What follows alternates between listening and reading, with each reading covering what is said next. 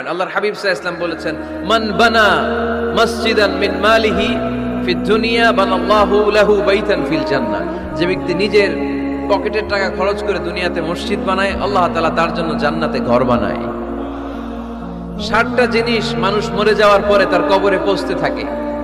ইন্না মিম্মা ইয়ালহাকুল মুমিন মিন হাসানাতিহি বা'দা মাউতিহি। মানুষ মরে যাওয়ার পরেও যে 60টা জিনিস তার কবরে পৌঁছায়, তার মধ্যে একটা হচ্ছে মসজিদান বানাহু। সে যে মসজিদ বানিয়ে গিয়েছে, ওই মসজিদের সওয়াব। সুবহানাল্লাহ পড়েন।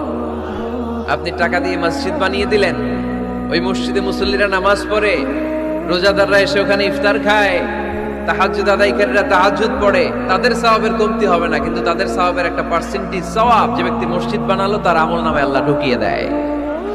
এজন্য বেশি বেশি মসজিদ বানাতে রাজি আছেন তো?